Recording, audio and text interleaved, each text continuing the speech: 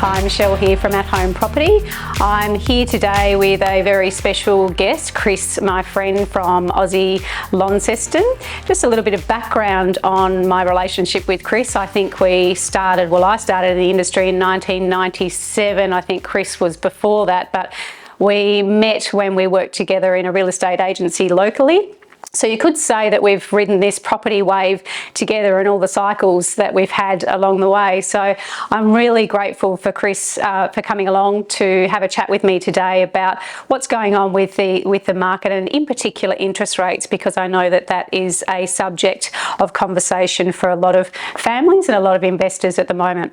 We're going to be specifically talking about how that impacts investors, but also get some information from Chris about what's happening out there and what his sort of predictions are in the market, so that we've got a little bit more information about what we're seeing there. So welcome, Chris, from Aussie. Good morning, Michelle. Great to be back, and you make me feel old when you mention about where it all started many, many years ago. So it has been a long journey, and I guess also, wow, COVID last 3 years, what's happened there, and what we've seen obviously more recently with what the Reserve Bank's done as well. So a lot to talk about today. A lot to talk about. I feel like it's been way too long since we sat together and had a chat about what's going on, because so much has happened, but we'll try and sort of stay on subject. We might have to do a few episodes to get everything in, but I've got a few questions for you, Chris. And the first one is, what's your observation of the market right now? I know that from my perspective, the market has certainly slowed from an investor inquiry point of view, and that's sort of what we're looking at today. So what's your observation there? It's interesting because if you look at what's happened with Reserve Bank and the rate changes, I think the market's a bit confused. You'll see trends where it has cooled off a little, and I think the interest rate changes are taking time to actually have a flow-on effect in the community and the investor market as well. So it's also different pockets are doing different things at the moment. So I think Hobart has really taken a hit. Losses are now following. But if you look at the Northwest Coast, there's still a bit of activity. But you can't have almost, 1.75% in rate rise not have an impact. That's what it's intended to do, is to slow the market down. We've seen that interstate as well. So I think it has changed the way investors are looking at things at the moment, but they're probably looking at different areas. So they're going back to yield, I think, because you don't want to be buying at the top of the market at the moment. So look, I think the one word I've been using is confused, because there's no one trend at the moment, and the Reserve Bank probably scared us a little with, we thought, back in January, the governor of the Reserve Bank mentioned that we're not going to see rate rises to 2024. So it was a bit of we're not going to see rate rises. And of course, we've had, 4 months of consecutive rate rises. We have September rate rise, possibly another 0.5. So it's going to have an impact. So interest rates are definitely an impact, on, I guess, people's appetite to buy. Those who are highly geared are worried. Those that are not highly geared, the increase in the rate rise, it's a bit of a glitch, but not actually impacting as much as we think. So hence why we have different dynamics out there in the marketplace, in my opinion, at the moment. Yeah, and it can be scary for people, I guess, from an investor's point of view, someone that has a number of investment properties in our local area. We sort of ride the waves because we've been in the market for so long, and we talked about how we've ridden the waves together, which we have. And I think a lot of people have that fear, and they make they have that reaction where it's time to say, I've got to get out, I can't afford to hold this. And I think sometimes with the property market, we've got to realise it's a long game. You've got to hold through the waves in order to come out the other side and see the capital growth, and if you can. And that's sort of been our secret. And there are some tough times, and I think we had interest rates at some stage at something like 12.5%, and I know that there are people that have seen higher interest rates again. I remember, looking back in my early banking career, interest rates are 18%, but it's all relevant now, and it's different because back then mortgages were a lot smaller. I mean, $20,000, $30,000 mortgage at best. Now we're talking about, in Launceston, mortgages now $500,000, $600,000. So it has changed the dynamic, and people were. Look back in January and February, even back to December. The assumption was, I can't miss out. I've got to buy something because this is going to keep going up. We've seen that now not the case. People have now taken a step back. We're now seeing contracts, subject to sales. So we start seeing the market cool off back to what we call normal activity in the marketplace, which I think was probably something that needs to happen in real estate as well. So yes, I agree. So on to my next question. What advice are you giving at the moment to investors specifically around whether or not they should be fixing their rates or going with variables? Okay, so it's a very dangerous area because we're not allowed to give advice. What we do is give clients the right tools to suit their circumstances and how can they actually look at doing that. So you've got to look at the fixed rate market moved a long time ago when the Reserve Bank started talking it up. Fixed rates have started to move up. So, you're looking at fixed rates now 5-6%, and variable in investment space probably high 3s, low 4s, depending where you go. So people weighing up, do I go fixed? I'm going to take a bit of a hit now. So at the moment, most are not fixing. Those who locked in, we got people locked in below 2% on investment loans, last year. Wow, probably 3-year rates, but they're going to meet the market pretty hard when they do come out of their fixed rate period. But it's a hard one to answer. I think those who have decided, not many people are going into fixed rates at 6% at the moment, purely because they're not, or physically can't see the opportunity to go up that high. So they want to sort of ride the variable wave thinking, how far can this go? And that seems to be what the most discussions about. Homeowners are probably opposite because they want that safety of, especially with what they're seeing. Yeah, but even then, it's like the household, you're looking at fuel costs, you're looking at increasing groceries, and there's all these things coming together. And there is a delayed effect. I mean, when the Reserve Bank, lifted rates, then the banks take, a day to announce it, but they don't actually change that till 1 or 2 or 3 weeks. And there's varying sort of degrees of change the banks are doing, but the letters come out in the mail. So the changes, there's about a month behind we're seeing the marketplace. So, if we have one more rate rise in September, it won't be till October, November that we really see the impact of people saying, oh wow, it has gone up. I mean, if you've got a mortgage of $500,000, effectively you've gone up about $500 a month in commitment. Yes, now, right. You throw in fuel costs, you throw in, groceries and all that sort of thing, supply chain issues that sort of flow into that. The household's starting to take a bit of a, ooh. So definitely I think first home buyers who have purchased in the last few years are the most affected. But I guess going back to investors, you don't want to give advice, I know that, but as your friend, if you were talking to me in my lounge room over a coffee and you're not Chris from Aussie, you're just my mate Chris, what would you say to me as an investor? Well, I'd probably say if I was going to be more personal about it, I'd probably just ride the variable wave at the moment, I think. Yeah. Just because I think it's kind of like, how far can this go? And how sustainable are rates going higher and staying even higher for a long time? I mean, it's rolling the dice a little bit, isn't it? But that's what an investor generally does. And that's, I guess, the mindset you've got to have as a property investor is riding the waves, because you will have your low times and and typically we've seen in the marketplace that, every 10 to 15 years prices double. So it's not about the weekly income. It's not about the rent return. It's about the capital growth over a long period. And it's also horses for courses. In other words, if you're an investor who's had long-term debt with investment properties, it's a very different outlook to those who just entered the market, who bought an investment property at the top of the market at a rate of below 2%. And all of a sudden now, because their budget's very different to someone who's been in there long term. So it's really it's tailored to those. It's very different for everybody.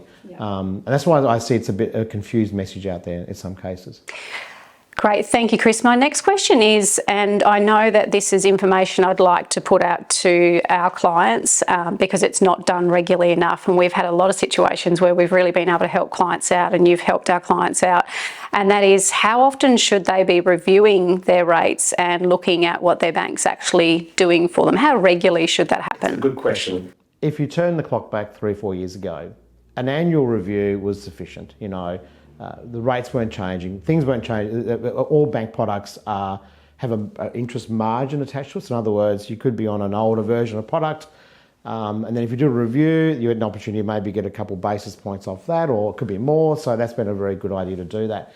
What we've seen probably in the last, 6 months is also the advent of the rebate, the refinance rebate. So we see a very active market in refinancing. So you could be with a bank A for a year, and then bank B offers a slightly better rate year 2 with a $4,000 cash rebate. Why not move? So we're seeing a lot of that activity at the moment. But what we are seeing is the banks have also ramped up their retention, and that is the ability to go, oh, you want to leave? We might offer you a discount now. So in answering the question, you could almost say it could go 3 to 6 months actually, even with a major bank. It sounds annoying for a bank, but I think, and if you're with a bank or you've done your mortgage through a broker, there should be some proactiveness there where they are sort of saying, we could probably get a couple more basis points to counteract the rate rise. We're doing a lot of that at the moment ourselves. So someone might be, 0.3, 0.4 off the mark, and then we do a rate review and the bank offers that rate discount, which counteracts some of the rate rise, just to help people along. Not necessarily meaning that you've got to refinance. So I think the notion that you review your loan to refinance, you've got to be very cautious of that as well. Yes, but that's handy though, isn't it? If I know that a case study, and I'm about to ask you about that, but one of our clients had an investment property over a very long period of time, and he came to us and said, look, I think I'm going to have to sell it. I'm just not getting the return I need from it, and I know now it's vacant. I need to do carpet and paint, and I've got about $10,000 and I don't have that money in my pocket.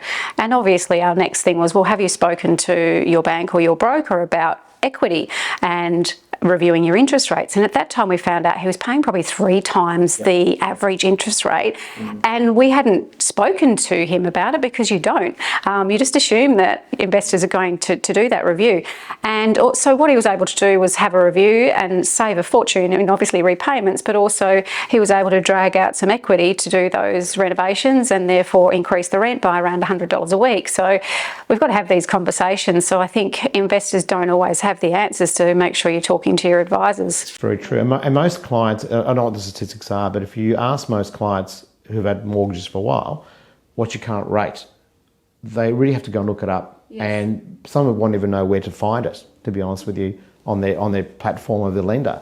So, we are seeing a lot of that. We've had some cases where rate reductions of almost 1.5%.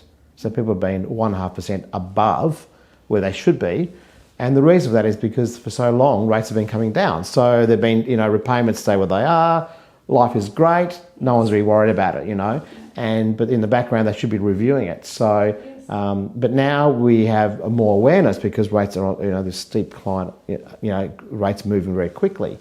No one wants to change their lifestyle though. Yeah, so, that's becoming a problem. And, especially now with the average loan size being a lot larger, it's having an impact on the household. Thank you, Chris. Do you have any, short stories on recent cases with investors? Well, we do reviews. I have a designated sort of staff member that looks after reviewing clients, and we just do it all day long. So we have, some cases, I'm not mentioning names of lenders and that sort of thing, but most lender platforms allow us as brokers to actually interact with the system to go and do a review by comparing it to a competitive product out there. So, we've had cases where clients have had, a rate of almost 6% in a variable space. Yes, small mortgage, but never really bothered because that was their repayment. It was okay. Yes. It didn't affect their lifestyle. So, why should they be paying more than they need to? Now, banks won't proactively go out and say, oh, look, you're on, Mrs. Jones, you're on this rate. We should get a better rate. They're not resourced to do that. Because the bank's not going to well, they're not.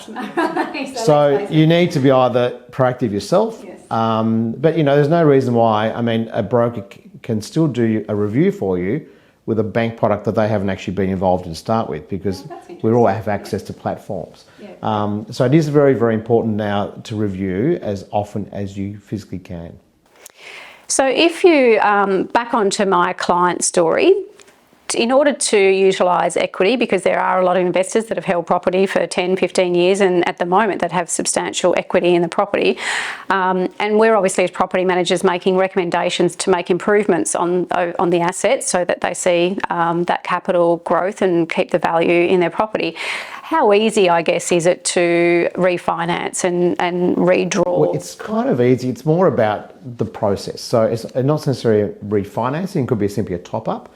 Obviously, if they haven't done a review of their property as far as a valuation perspective, there's probably 20, 30, 40% increase in valuation. So let's say they go to their respective bank or broker, it'll be simply a valuation saying, oh look, your equity now is this, you can now increase your loan to this, or is it the opportunity to go or to chase a rebate somewhere? So, we could move you from bank A to bank B, because that bank B is now giving you a $4,000 refinance rebate to sort of, an incentive, a lot. And so it depends on the circumstances. So, but definitely having access to equity, happens. We do a lot of it now. People are now taking, $20,000, $30,000, $40,000 on top of what they already owe to pop into a redraw, an offset, or whatever the case might be, to put towards, further improvements to property and that sort of thing as well, as does happen in the normal mum and dad scenarios of consumer space, where they simply want to borrow more money to buy a caravan or whatever it might be.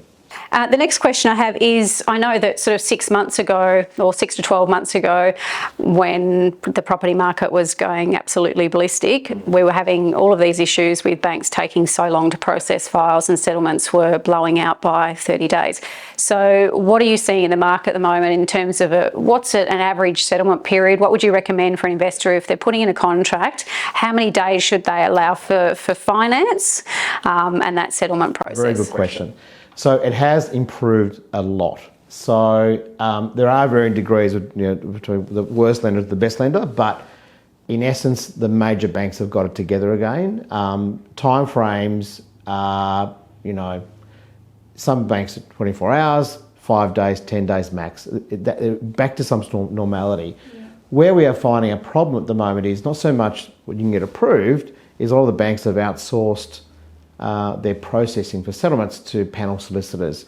And that's where the issue is at the moment, is so much that part of it. And that's driven because COVID, supply chain issue with staff, there's no staff, so we have that issue as well. But it goes back to saying 21 days should suffice. Mm-hmm. But on the basis as a customer has got all their stuff together, the bank will need. This is where the underlying problem becomes, where their first appointment, but I need to get this, I need to get that. And then what happens then is that paper chase trail begins, and then it could be a week before the banker or the broker is able to put a submission to a bank. So that's part of your service, isn't it, with a client, that you'll sit down and say, okay, if you're going to go and buy a property, they should be talking to you first. You need to do this and this. This is what you need to have ready in order to be able to speed that process up. Because if a seller is looking at a contract and one offers a 30-day and one says, well, I need a 30-day finance clause, they're not even going to be looked at, are they? So they need to be. And we saw that during the peak of the market when, it was unconditional contracts were being thrown around because people just, I can't miss out. And of course, if anyone had too many finance clause issues as far as, time frame issues, they were missing out purely because they couldn't compete. Yes, that's changed somewhat now, but you're right, it's two parts of it. One is the lender, but also the customer's got to make sure that if you're asked for something, it's not about arguing the point. Oh, what does the bank need that bank statement for? Yeah. The classic example is, a good example is you might be asked to provide, a credit card statement. Yes. Credit card statement sometimes can be pages 1 to 10, and the first 2 pages are the actual content. The next 8 pages is just advertising in the back of a statement. The bank goes, we want all of it. Banks are very compliant, so they want pages 1 to 10. So things like that hold up process quite often, frequently. So they have to tick the boxes, don't they? Yeah. They have to tick every box. My next question: what is the benefit of using a broker? And I think a lot of people really don't know the concept of a broker, and I think some people think they actually have to pay for it too, which we know that we don't. That's what the banks do. Well, that's an interesting part, actually. So look, obviously, without being biased here, there's been a massive transition in the way our market works. So broker market share is now almost close to 70% in Tasmania. Wow. Some of the banks, it's actually higher. So the non-bank sector rely on broker. So the advantage of a broker is the ability to sit down and go, well, not necessarily about the interest rate, but also, if you're short-term employment, well, those banks don't help, but that bank there can do that. There's a bit of that. So there's a combination of product and, policy that go into that.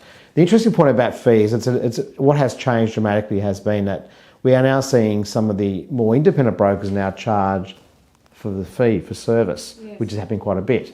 So it is important that if you are going to go down the path of a broker, that you do ask some very, very hard questions up front.